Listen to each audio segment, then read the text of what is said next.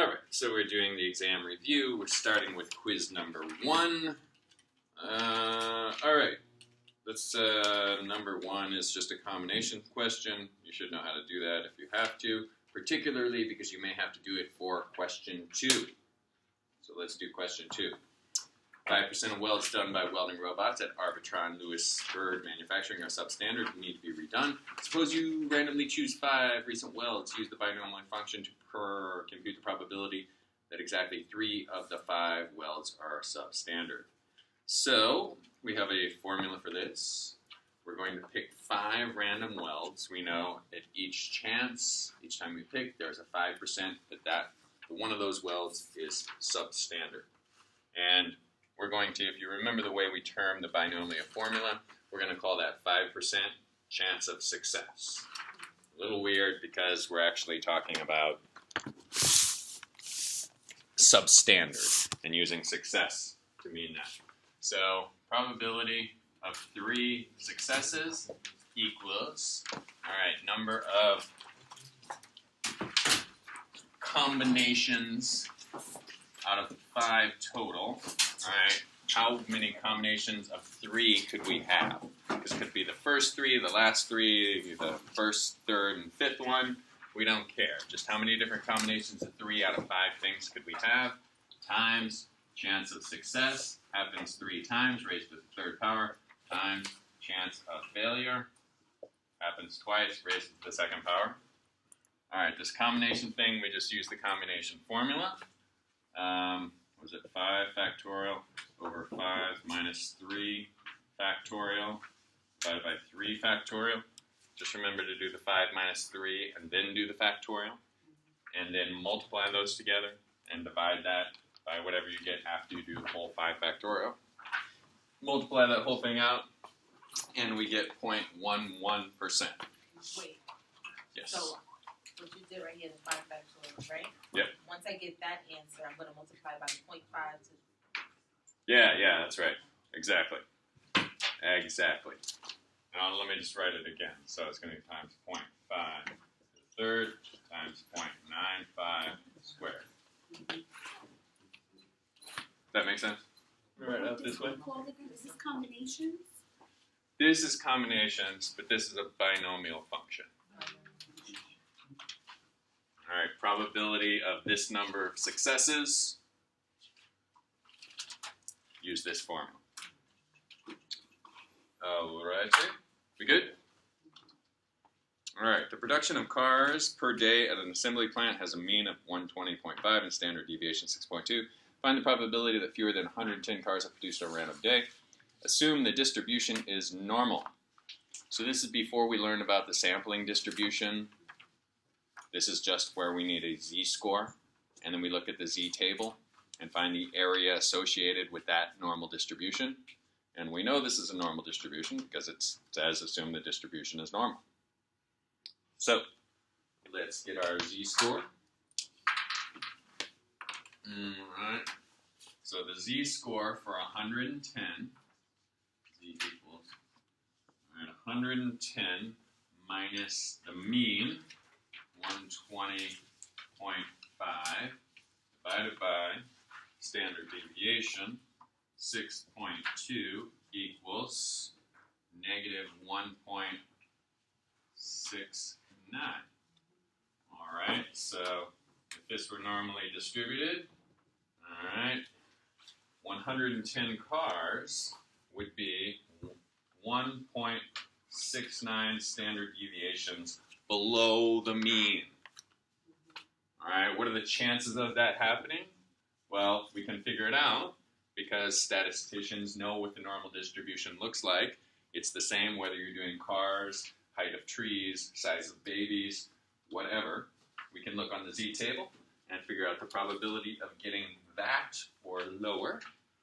So we look for 1.69. We find the answer to be 4.6%.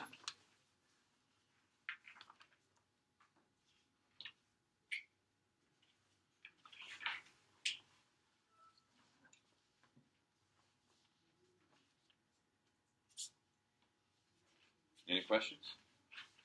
All right, outstanding. For number 4, Yeah, if you won't have to do standard deviation for the exam, but if you did, you would just use Excel. And if you need it in the future, you'll just crunch it in Excel.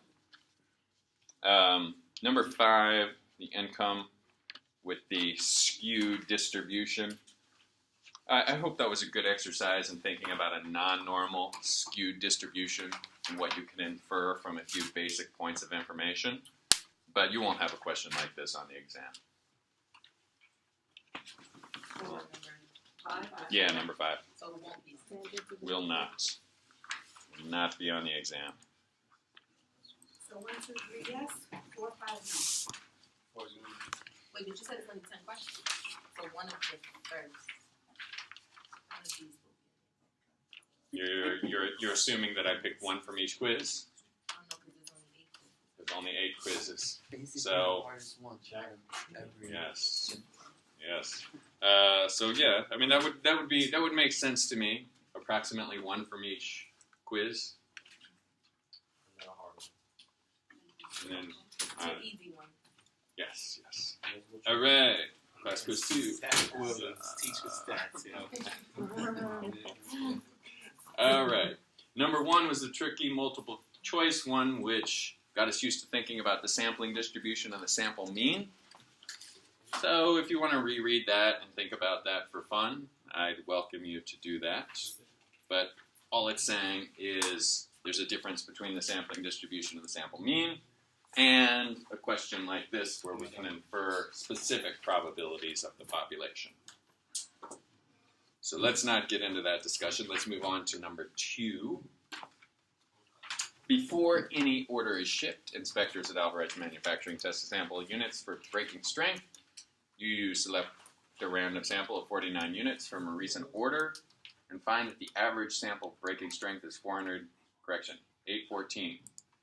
Assume the standard deviation for the population of units of the order is known to be 35. Construct a 95% confidence interval. So what does that mean we know the population standard deviation? How does that help us?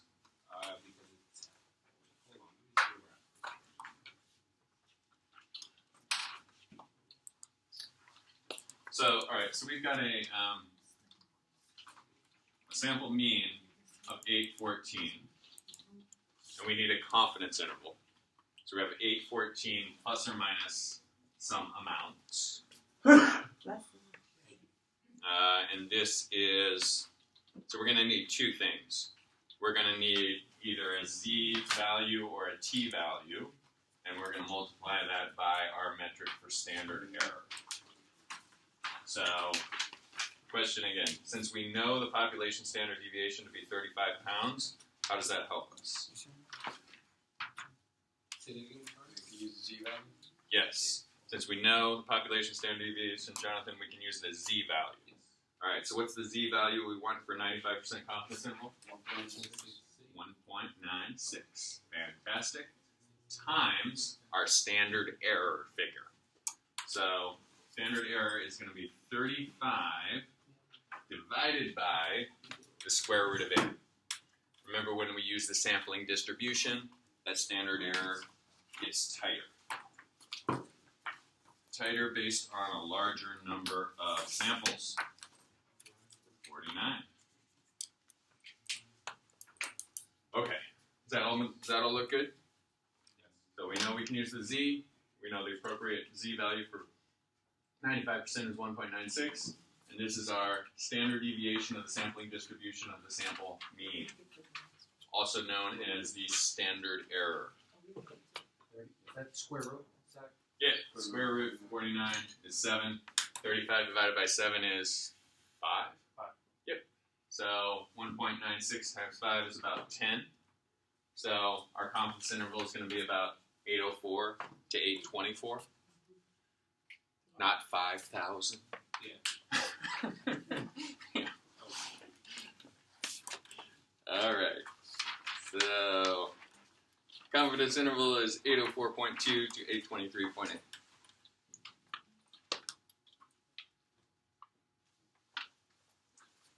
what? 8.402, 804.2 to 823.8.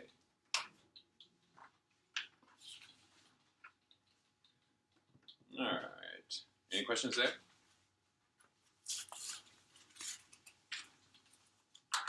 All right, let's do number 3. TradeLine is an online stock trading service.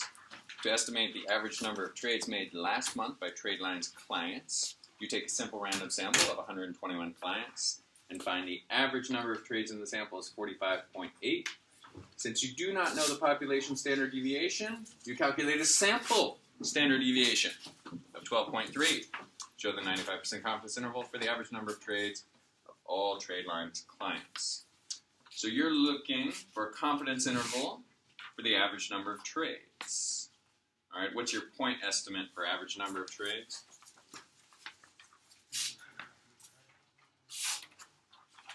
Point estimate? 45.8, yes. So that's, if you had to guess, gun to your head, you'd say 45.8. But that's just an estimate, so you want a confidence interval. So you're going to do a plus or minus, some sort of z or t value times some sort of standard error. Now, since you do not know the population standard deviation, what does that tell you? T value. All right, so what t value are you going to use for 95% confidence, 121 samples? Minus 120 Yep. degrees of freedom. Degrees of freedom is now 120. And if you have 120 degrees of freedom, you're going to look on the t distribution for a 95% confidence, and in this case it turns out to be 1.98. Very, very similar. 1.98 to the z. But you should be cognizant of the fact that you need to use the t. Gives you a little bit wider interval because to account for the unknown factors. And then of course your standard error is 12.3 divided by the square root of n times 12.3 divided by the square root of 121. Okay, so that's 12, square root of 121 is 11. So 12 divided by 11 is a little bit bigger than 1. So 1.98 times 1 is about 2. So 45.8 plus or minus about 2 is going to give us 43.59 on the lower end, 48.01 on the upper end.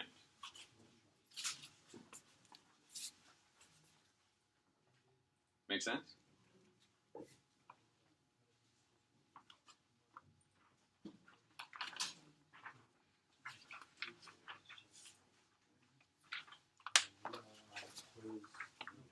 You like this? Good? Good? Excellent.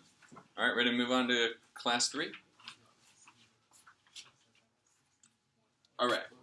So for class 3, we're going to do confidence intervals for proportions, mean differences, and proportion differences.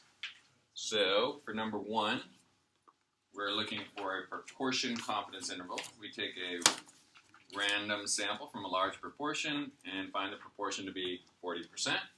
Sample size is 500, 95% confidence interval for the upper and lower bound.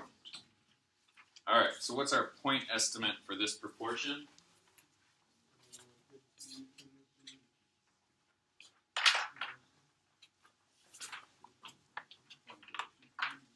Point estimate for this proportion. 0.022? No, 0.04. Yeah, 0.0. 0.4. 0.4. All right, so 0.4. So we need a plus or minus. Now, if you remember, statisticians are all okay with you using the z distribution for proportion confidence intervals. The reason being that you don't have standard deviation in the same sense for proportions. If it's just a yes or no, you don't have these really extreme rich people throwing the distribution off. You just have yes or no. So proportion doesn't really, or standard deviation doesn't exist the same way. When we get to the sampling distribution, we just use a mathematical estimate of what the standard deviation would be based on how close the proportion is to 50%. So we're okay with using a z distribution. So we need some sort of z value for 95% confidence, what would that be? 1.96. Yes, 1.96. And then, if you recall, we have this kind of funny standard deviation of the sampling distribution of the sample proportion. It is the sample proportion, 0.4, times 1 minus the sample proportion, 0.6, divided by the sample size, which is 500, right? Yes. 500. All square root. Yes. All right. So 40% plus or minus 1.96 times this. You do those numbers, it turns out to be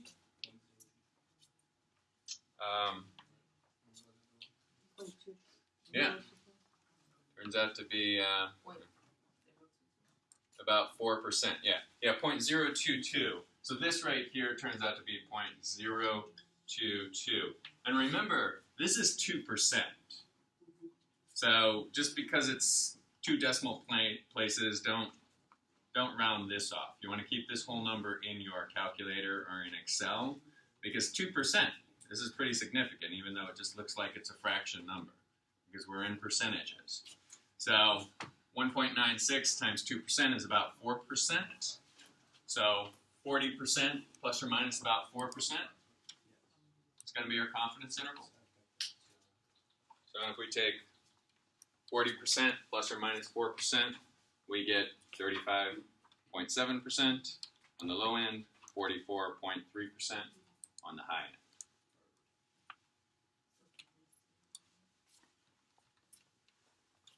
All right, think about that for a minute while I erase and make some room.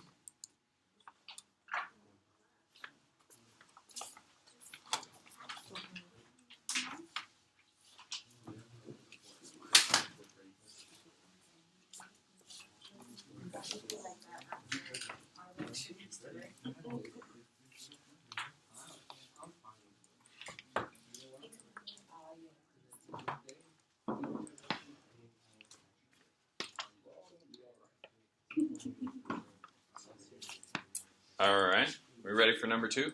Yes. All right, so what are we doing in this one? We're looking at mean differences. I want the mean difference between population 1 and population 2. So I'm going to take a sample from population 1, sample from population 2. I'm going to get sample means for both of them. And then I'm going to have a point estimate for the difference. And I'm going to have some big crazy formula for the standard deviation of the sampling distribution of the sample mean difference. And if you remember from mean differences, statisticians say go ahead and use the Z distribution for confidence intervals, because there's so many moving parts for mean differences. They say it's probably all going to cancel out. Just go ahead and use the Z distribution. So in this case, we've got sample sizes of 1,500 from both populations. The mean of the first sample is 76 with the sample standard deviation. The mean of the second sample is 68 with the sample standard deviation of 18. 90% confidence interval. All right, what is our point estimate for differences between these two means?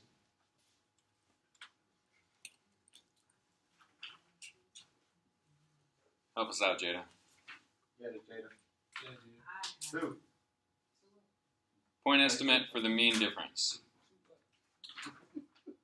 2 is a good guess, but Oh, that is point 0.02. where are you getting 2 from?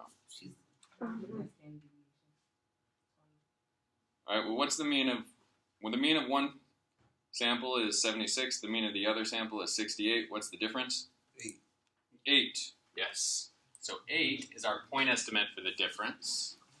And since we want a 90% confidence, we want to plus or minus some z value times some standard error figure. All right, now z value, we're cool with using z value because we can do that with mean differences. There's so many moving parts. Statisticians say go ahead, use it. What z value do we want for a 90% confidence interval?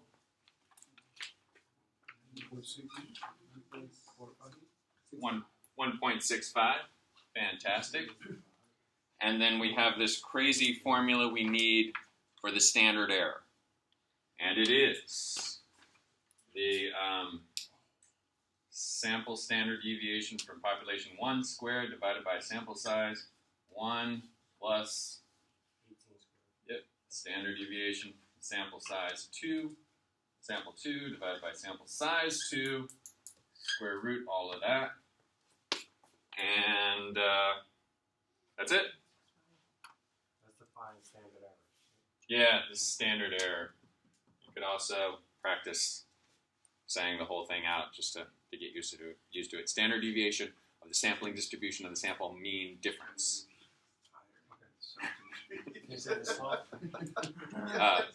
Standard deviation of the sample distribution of the sample mean difference. It's written there. Yeah. All right. Cool. So when we crank all that out, do the plus or minus, we're going to get on the low end 6.8, 6, and on the high end 9.14.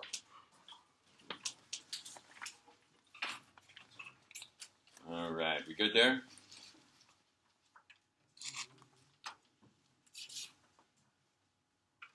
All right, now we want to do proportion differences. So we've got 2 golf balls being tested, or correction, 1 golf ball being tested. And we're going to have the pro golfers check it out. We're going to have the amateur golfers check it out. And we're going to see, is there a higher percentage among one group? If there is, we may want to concentrate our marketing efforts there. If there's no difference, we may just want to concentrate our marketing efforts on everyone equally. So we take 100 pros, 100 amateurs. The pros say they like it at 78%. The amateurs say they like it at 64%. We want a 90% confidence interval for the difference. All right, what's our point estimate for the difference? Is it 8% again? I think they're on the right track, but I I'm sorry. think that is 14. Terrible. Wow. 14. Yep. So 14 is our point estimate, just a point estimate. So we want plus or minus something. Which is going to be the Z or T score. Yeah. For proportions, we're always okay with using Z because standard deviation doesn't have the same significance in proportions. So statisticians just calculate standard deviation based on math. So they say, go ahead and use the Z. So what Z are we looking for? For 90%? 1.65. Yes. 1.65 times our standard error figure, also known as the standard deviation of the sampling distribution of the sample proportion difference. Okay. That's 0.7. All right.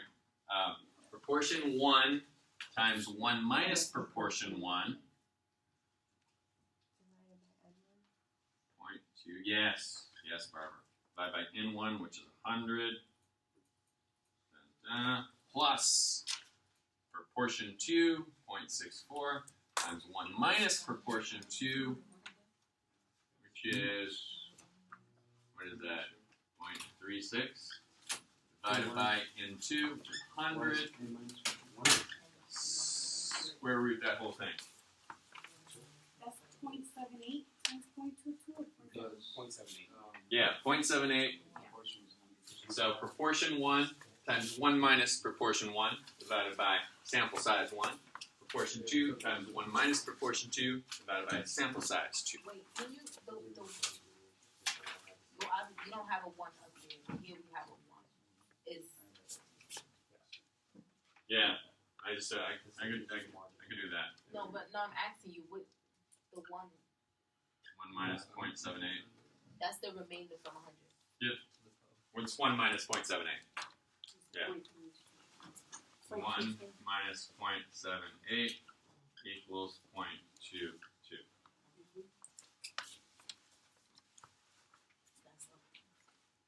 Yes, Sam. Just to clear something up really quick. We do 1 minus 0.78 because we do not have the sample standard deviation? Well, there is no standard deviation with proportions. Remember, it's just a yes, I like the golf ball, or no, I don't like the golf ball. So with proportions, standard deviations doesn't mean anything. So we're always going to do, for proportion standard deviations, we always do the 1 minus 0.78. Yeah, we just always do the math formula, which is this for differences, but it's just half of this for if it's just a point estimate for a confidence interval for one proportion. Does that make sense, Andrew? Carlos asked me, I would double check. Oh. But I was Because wrong. it's just the difference between question 2 and 3.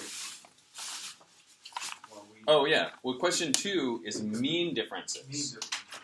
Yeah. So with proportion differences, that's when we have to add the extra step of the 1 minus the sample proportion. Well, see, I wouldn't say there's really an extra step. For mean differences, we have some z or t value times a standard error figure. And for proportion differences, we have some z or t value times a standard error figure. But the reason why in mean differences we're using standard deviations from each of the individual populations is because they exist. Like this is a standard deviation of population 1. Right. It's 20. Right. Like it's there. If we were to calculate it, we would find it. It may be income levels, or what is? I don't even know what it is in this case. It's undefined in this case. Maybe income levels. It may be IQ. It may be whatever. And so there's going to be a standard deviation of population 1, standard deviation of population 2. So we use that to calculate the standard error. But for the proportions, all right, this is just 78% said yes. For the weekend golfers, 64% said yes. So that's all we had. And that's all we know. They said yes or no.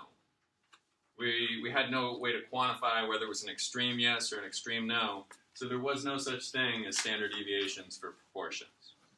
Remember I gave the example which was funny like a month ago but not so funny today?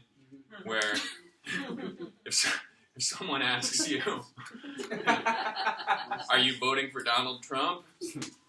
All you can do is scream no into the phone really loud, and then they put you down as a no vote. They're not like, that's an extreme, it's just yes or no. There's not an extreme no, not an extreme yes. There's no standard deviation there. Okay, so when we crank all of that out, we're going to get 14% plus or minus some amount. And it's actually going to come out to about 10.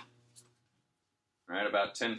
So it's going to be about, between 4% and 24% is going to be our confidence interval. So specifically, it's going to be 3.6% on the low end, 24.4% on the high end.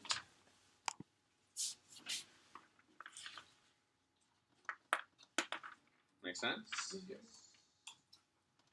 Good? Fantastic. All right, let's move on to class 4. Hey. All right. So, p-value measures the probability that if the null hypothesis is true, we would randomly produce a sample result at least as unlikely as the sample result that we actually produced. So that is p-value. What's the probability of producing that sample result, assuming our null hypothesis is true? And you heard me say like 50,000 times that the key to hypothesis tests is we're always assuming the null hypothesis is true. We said if what that realtor said is true, then there's only a 3% chance of this happening randomly. So I think that's enough to go back and throw a rock through his window. There's only a 3% chance that I could be wrong. I'd be like, I feel so bad. I threw a rock through your window without, There's only a 3% chance that you could be wrong. There's only a 3% chance that you could be wrong if you throw a rock through his window. We'll talk about that for a minute, because I know it gets really confusing the way you look at it. And Victor, specifically, we said with the starting point, if what the realtor says is true, and then our sample result came back to be something different, the realtor could still be telling the truth, but there's only a 3% chance the realtor could be telling the truth in this manufactured example. Okay, so type 1 error is reject. I don't even remember what a type 1 error is. So just read that. Type 1 is rejecting a true null. Yes. Yes. Oh, we getting true and false? No, you're not getting a true false. All right, you would get a question like question number 3, so let's do that one. Bottles at Laguna Falls should contain on average 15 ounces of liquid, no more and no less. You select a sample of 36 bottles that has a mean of 14.915 ounces per bottle. So Laguna Falls said 15 ounces, no more, no less. And your sample, 36, comes out to be 14.9. Well, let's do some further investigation and see if you can reject the null hypothesis that the mean is 15 ounces for the population of all Laguna Falls bottles. Use a significance level of 5% and assume population standard deviation is known to be 0.15. All right. So, let me do some erasing here.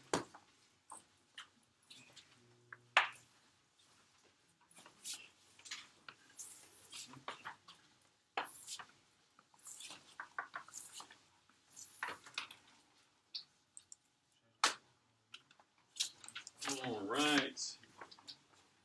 Null hypothesis. The mean equals 15, no more, no less. Alternative hypothesis is what? Not equals 15. All right. Is this a one-tailed or two-tailed test? Two-tailed test because there are two ways I can disprove this, either with a high test statistic or a low test statistic. So let's find, one, what our test statistic is, and two, let's define what our critical values, what our cutoff point would be for what we're willing to believe. Let's start with the critical values. The cutoff point for what we're willing to believe. Before we go back and throw a rock through the window of Laguna Falls watering. We want a significance level of 5%. What's that going to mean for our critical values? 1.96. Yes, 1.96 is correct, and that's going to leave us with a 2.5% chance of getting it wrong on the low side, a 2.5% chance of getting it wrong on the high side, for a total of 5% chance we could get this wrong if we're willing to say your null is false. So negative 1.96, positive 1.96.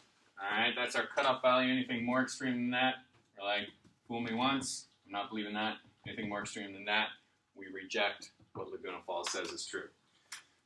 So we now need our test statistic. So we want to know how different this 14.915 is under the assumption that what the company says is true, that the true mean is 15. And specifically, we want to know how many standard errors it is above or below. And our standard error figure, we can use the sampling distribution of the sample mean to calculate that. We know that the full population standard deviation is 0.15. We get to make it smaller than that, because we get to take that divided by the square root of the sample size, 36. All right. When we crunch all of that out, we get a test statistic of negative 3.4. What do we think of that?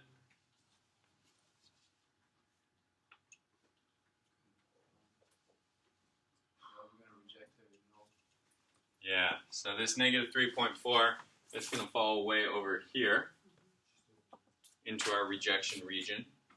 We decided anything more extreme than negative 1.96, we are not going to believe that the mean in the whole population is 15. So we reject the null hypothesis and assume the alternative hypothesis.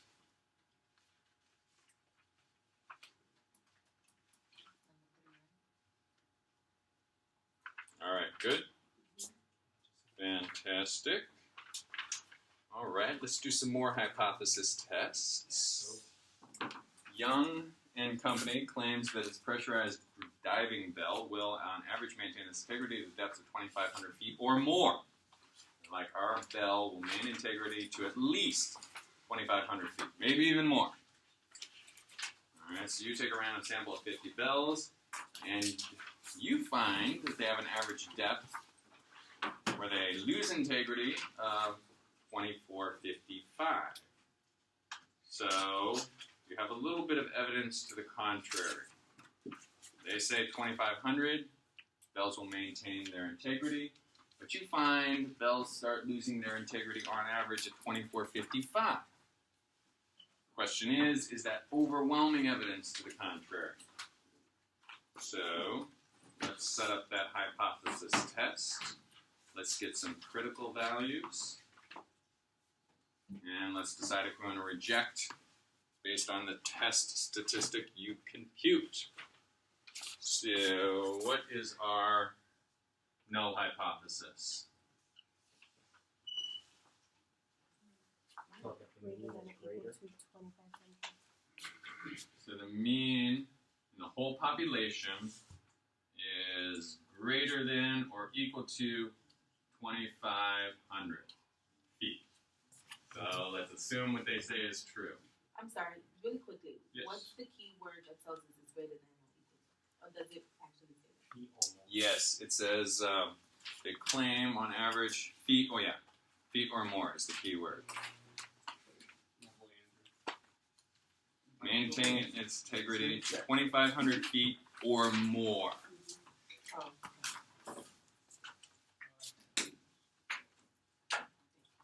All right, so what's the alternative then?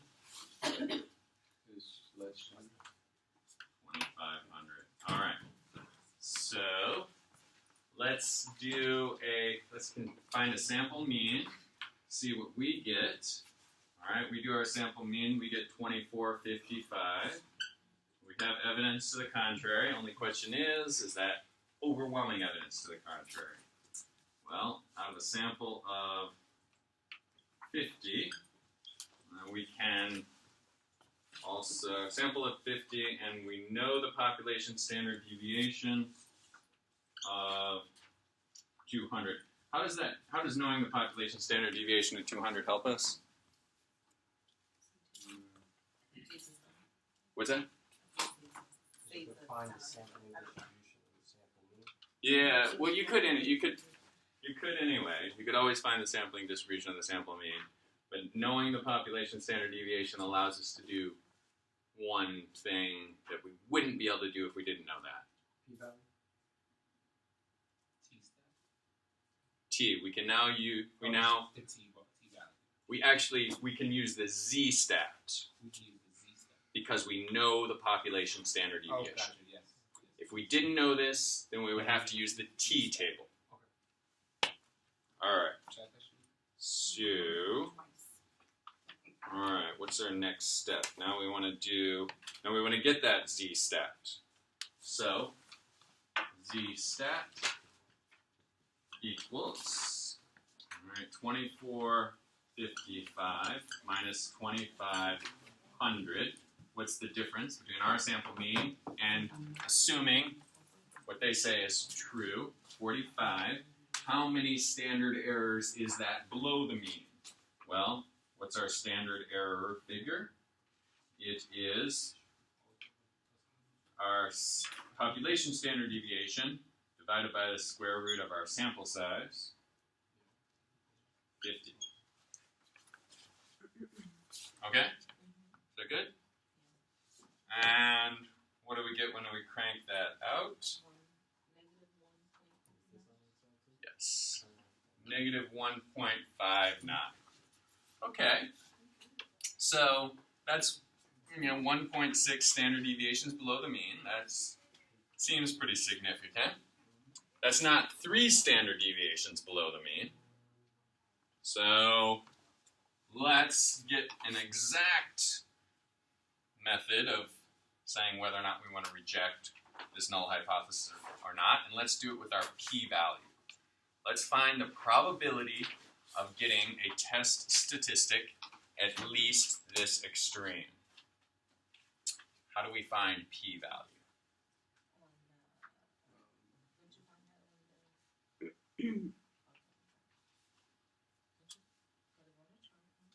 On the chart, absolutely.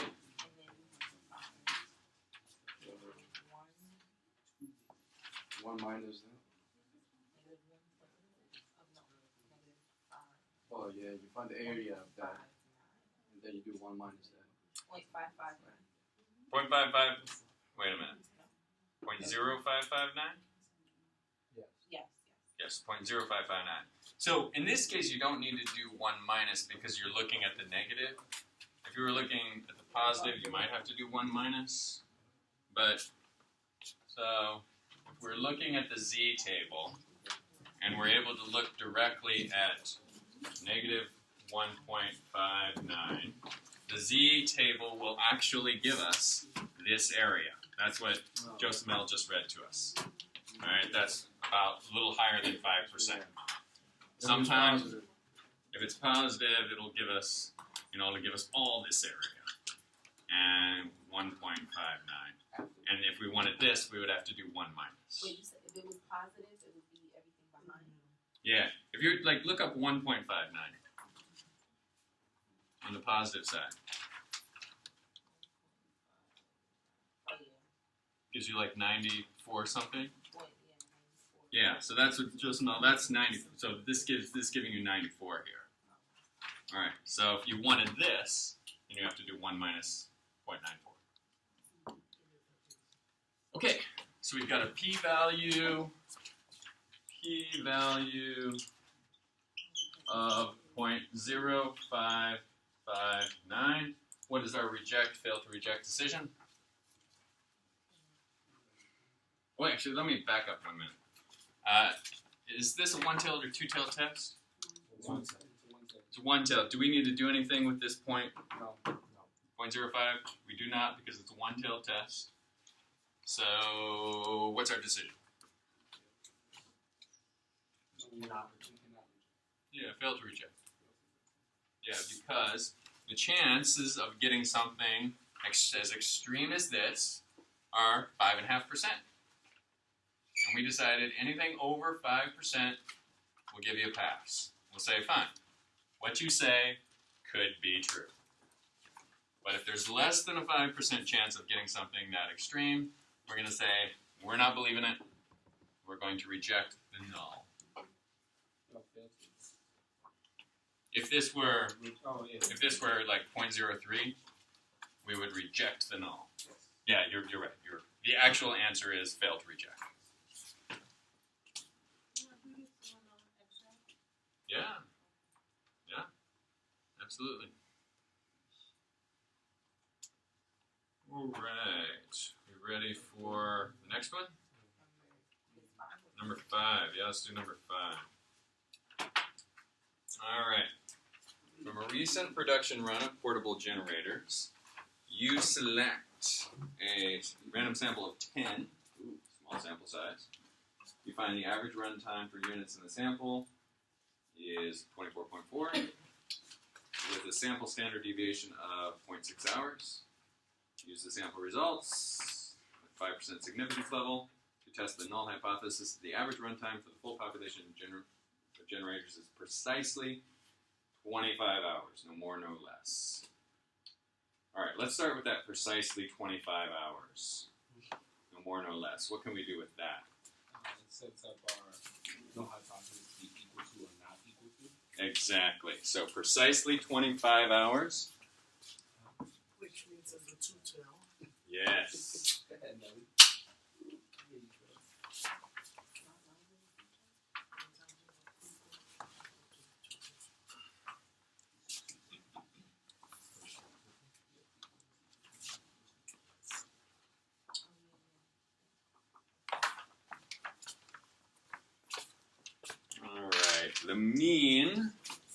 the company says their average runtime is 25. All right, let's set up the alternative is that the average runtime is not 25. Two-tailed test, because there are two ways to disprove this. All right, so let's see. We've got a couple things to consider. One is we have a sample size of 10. The other thing is we have a sample standard deviation of 0.6. Let's start with this one, the sample standard deviation of 0.6. What information does that give us? Yeah. Yeah, we're going to use a t-stat at the very least. And then how about this sample size of 10? Yeah, that's going to give us degrees of freedom 10 minus 1. But there's a nuance here, and I'll just spend like 30 seconds on it. If it confuses you, don't worry about it, but I think it's worthwhile. So this is less than 30. And if you remember, we said we can only use the sampling distribution of the sample mean or only assume that's normal if we have a sample size of more than 30. So you're saying that if So it's this more is than not a 30, normal distribution, potentially. unless we have a critical piece of information, we could not assume that the sampling distribution of the sample mean is normal. Well, we're not even to the reject or don't reject. We're stuck. There's nothing we could do. And if we can't assume that the sampling distribution of the sample mean is normal, we stop. We're like, I can't do anything. I need at least a sample size of 30 or more. But this question tells us something that gives us permission to keep going. you select a random sample. Oh, it's precisely 25 hours. No. The last sentence. Yeah, so no, yeah, Oh, no, normally distributed. Yep. Assume is normally distributed. But does that give us permission to use the z distribution? No, Just, we still have to use t because we don't know the population standard deviation. But now we can assume that the sampling distribution of the sample mean is normal. All right. All right. So let's get our standard error. All right, that's going to be our 0.6. 0.6 divided by the square root of the sample size is going to be 0.190 is our standard error. All right. So let's set up our critical values. All right, this is going to be a t distribution.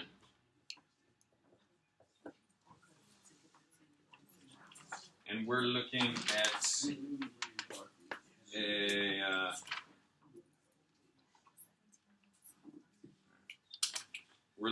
a significance level of 5%. All right, so how are we going to decide on critical values here?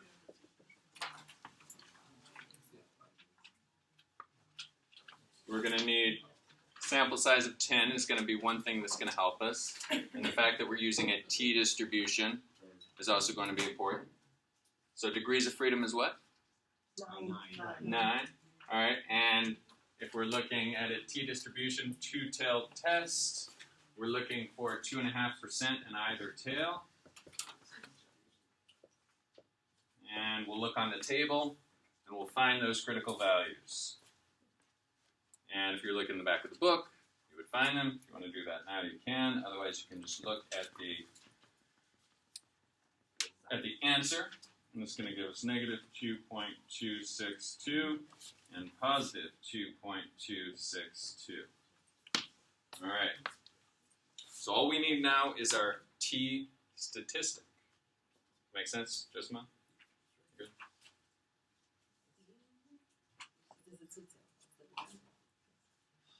All right, so our t-stat equals, all right, our calculated, oh wait a minute, I forgot to put down, we had a calculated mean of 24.4. How different is that from what the company claims is true? What's the difference between that and 25? In particular, how many standard errors difference is it? Yep. And what's the t-stat we get when we crunch all that out? Negative 3.16.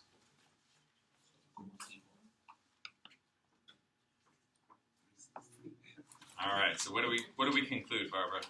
That you reject the null because it's outside of the critical value. Outstanding. So we're here. We reject the null. We assume the alternative mean does not equal 25.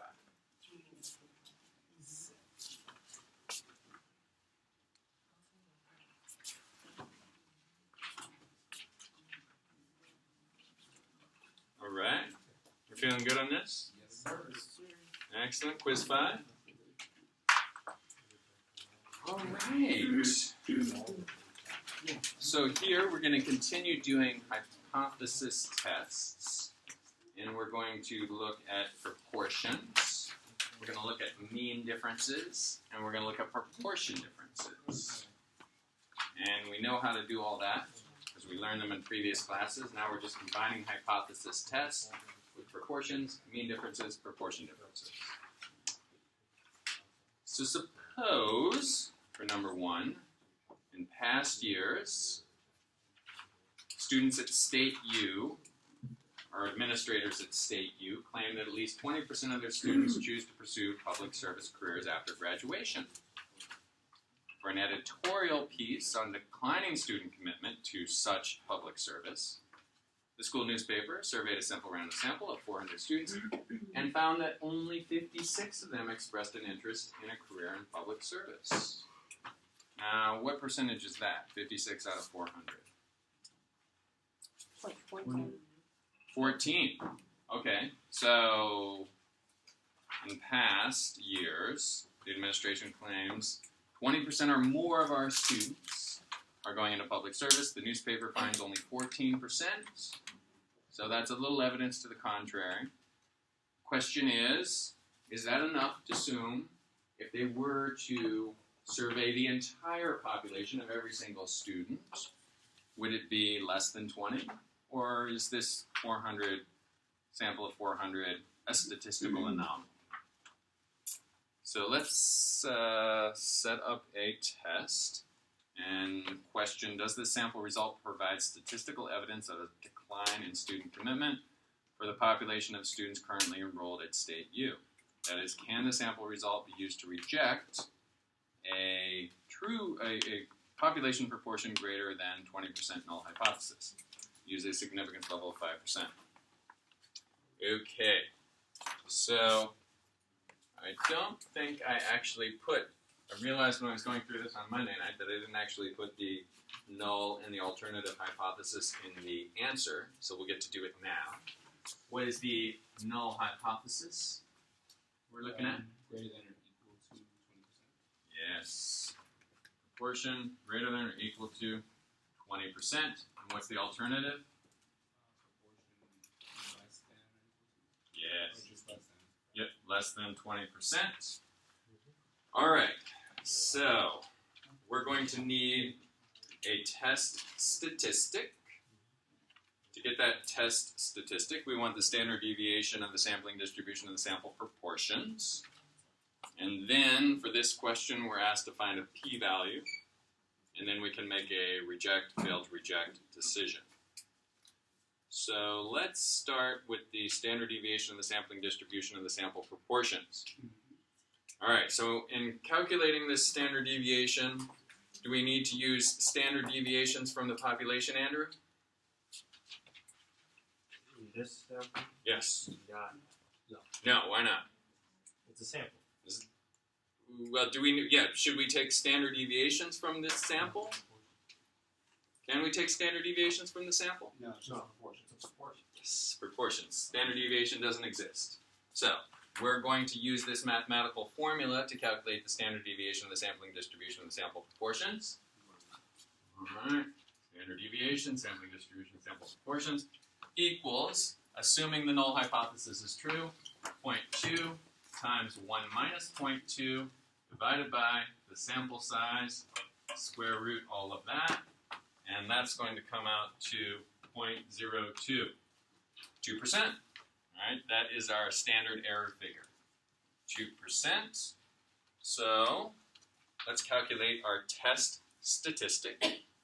We're comfortable using the Z distribution because proportions don't have standard deviation the same way. We just use this mathematical formula.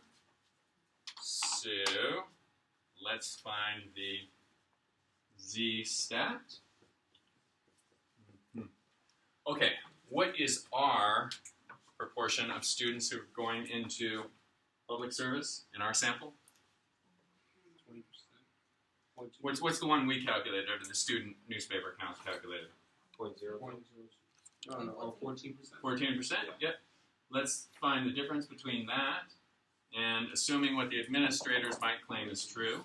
So that's 6%. Then let's find out how many standard errors difference that is. And we calculated the standard error, 2%. So that's going to give us -3. 3 standard deviations below the mean. And we're using the Z-stat. It sounds like a lot, right? Yeah. A whole 3 standard deviations below the mean. 99.7. Something in there. Yeah, something crazy like that.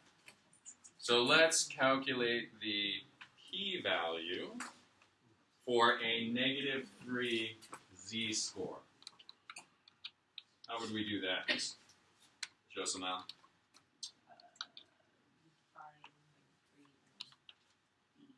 Yep, find -3 on the table. And what do we see when we look at -3 on the table?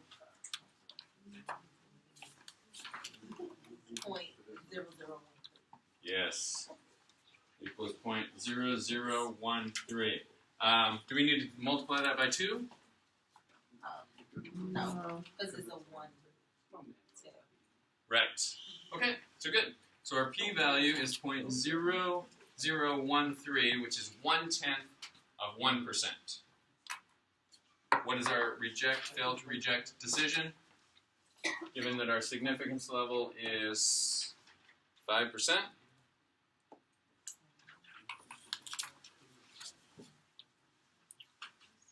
I'm sorry. Okay, so our p-value is 0.0013. Our significance level is 5%. What is our fail to reject decision? No, sorry, yeah. We reject. Yes, it is so unlikely to get a -3 test statistic, 3 standard deviations below the mean, if what the administrators say is true. And we interviewed 400 students, and we were able to get a pretty tight standard deviation, and we were able to determine that it would be 3 standard deviations below the mean if what they say is true. There's only a 1/10 of 1% chance of that happening. Let's reject what they say is true.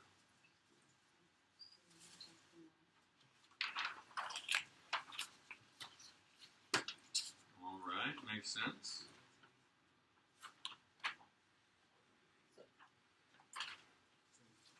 So the exam is going to be the same word, different. If we have this, there's no reason why we should. Right, I agree with that. Same wording, different numbers. It may be, I could change it around. It might be a 2-tailed test. It might be a little bit different, like you need to use a t distribution in the quiz, but you need to use a z for the. So there might be a couple differences like that. All right, so let's do number 2. All right, an agriculture study done. We're good to move on? Good to move on? All right, an agricultural study done to examine the impact of using a new mix of pesticides on Canadian canola crop. 459 farms used this new pesticide, and a sample of 295 farms used the old pesticide. All right, the average revenue for the new mix farms was $155. Average revenue for the conventional mix was $152.10. So the new mix farms are making a little bit more revenue per acre. Question is that just happening by chance because of the sample size? Or is there truly a difference between the mean revenue for all the new mix and the mean revenue for the whole population of all the traditional mix farms? So, we want to think about the point estimate difference of about $3. We're going to think about what our standard error figure for the mean differences would be. We're going to set up a hypothesis test. We're going to calculate a test statistic, and then we're going to calculate a p-value. Then we're going to make our decision. So, let's see.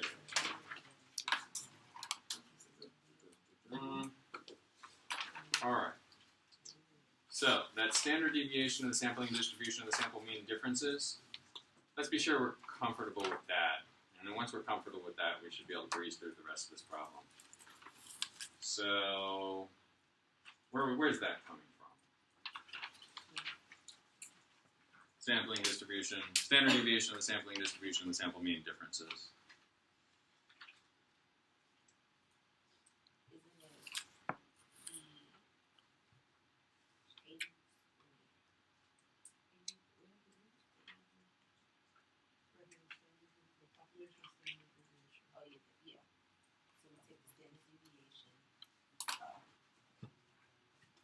Yeah, but just, I mean, just what can you tell me about that? Just without getting into numbers. How is that going to help us? Standard deviation of the sampling distribution, sample mean differences.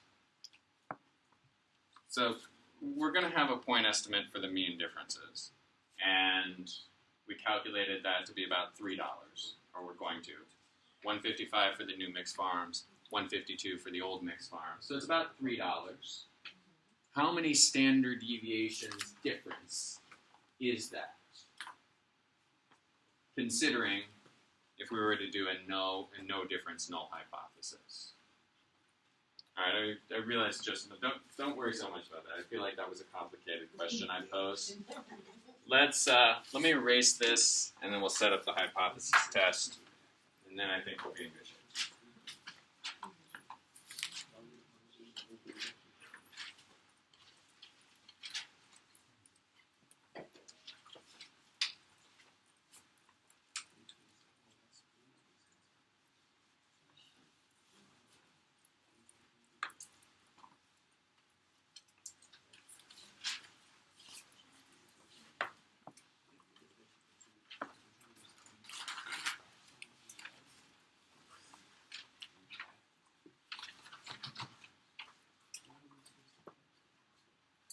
All right.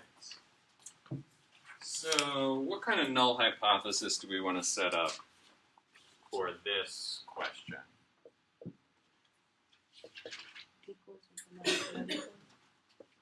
Go ahead, Barbara. Oh no. Figure it out.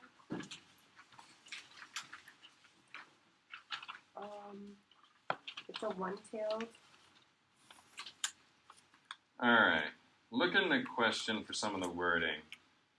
Yeah, it does say construct a one-tailed hypothesis test to determine if these sample results are sufficient to reject a null hypothesis. The average gross revenue for new mix is no greater than the average gross revenue for conventional mix. So it's saying the mean of new is less than or equal to population mean of conventional. Okay, so this is the conventional mix, this is the new mix, and it's saying, let's assume that the new mix is the same or worse. And the reason we might be setting it up this way is because we might like this mix and we want to market this new stuff, and we can say we did a hypothesis test assuming no difference or worse, and guess what? We found overwhelming evidence that this new mix brought in more revenue. All right, and that overwhelming evidence would be the alternative hypothesis that the mean for new is greater than the mean for conventional in the whole population. So let's remember when we're doing mean differences too, what distribution do we get to use? Z. Statisticians say there's so many moving parts, just use Z. It's good. All right, so our Z stat is going to be our difference between the new mix and the old mix. So 155 minus 152.1. All right, so the difference, and that's going to be about $3. And we want to know how many standard deviations difference that is. All right, because if it's just a half standard deviation, that's not much. If it's like 4 standard deviations, then we're like, whoa, we have overwhelming evidence that there's a difference between the new and the old. So now we need a standard deviation figure for mean differences. So, what do we do to get that?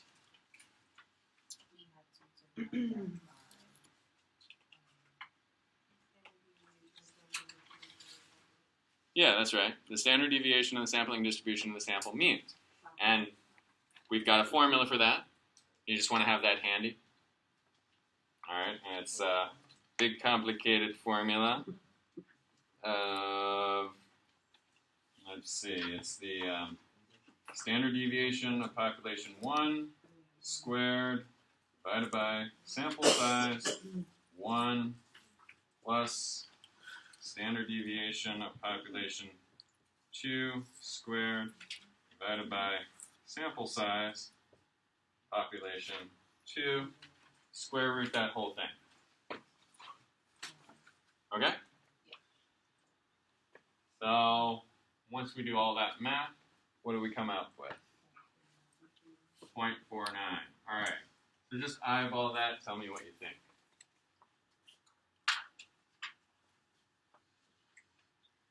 That is the answer to the question, what is the z-stat?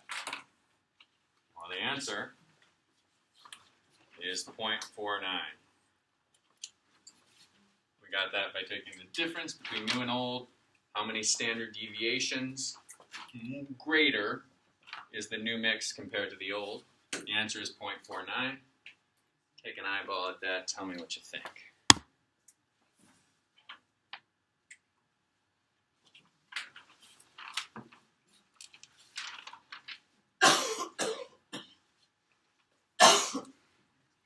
Is that a significant z-stat? Is that an insignificant z-stat? Remember some of the previous problems? We got -3, -3.4, but now we've got 0.49. What does that mean? Small. All right, it's just 1/2 standard deviation above what we would expect if we were to assume the null hypothesis. So we're not feeling like we have something that's going to be overwhelming evidence just by looking at 0.49. But let's get a p-value so that we can be a little more scientific and exact. What would be the p-value associated with a z-stat of 0.49?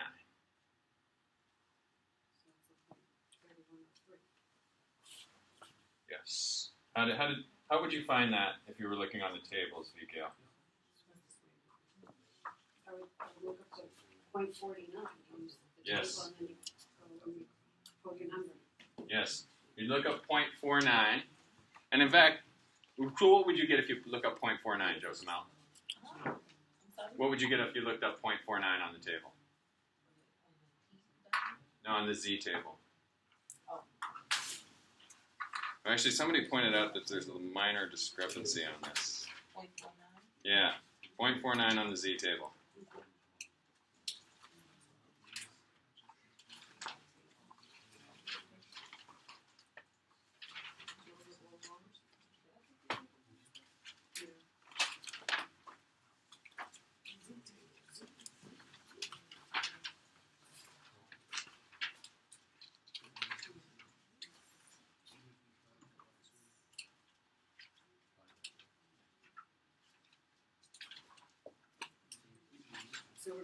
to reject the no.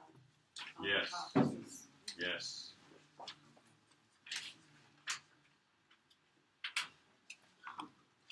.49 is 2.5. I don't think so. Oh no.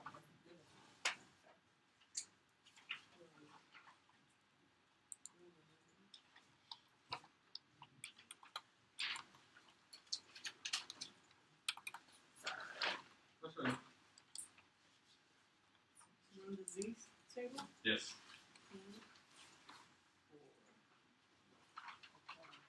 0.6879. 0.6879.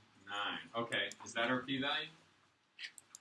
Yeah, how do we get from that to our p-value? Let's subtract. Subtracted.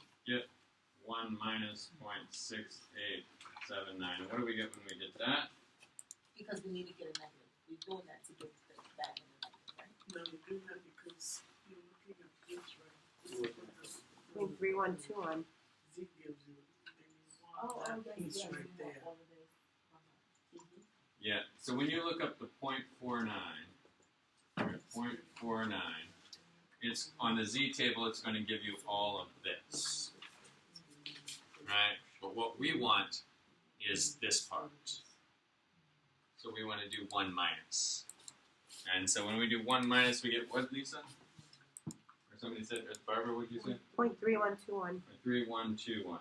Yeah, somebody on Monday night pointed out to me that these are different. But yeah, that's partially why I wanted to take you through that exercise. 0.3121, my answer was 0.3103. So sorry about that. Okay, so in our decision, V. Gail? Oh, we're gonna fail to reject the null hypothesis. Fantastic. Failed to reject. All right. All right. Let's see. Based on, you ready to do number 3? Yeah? We're going to take a break? Keep going? Break? All right, let's take a break. Let's take 10 minutes when we come back at 8:03. Who's on the phone? Go to the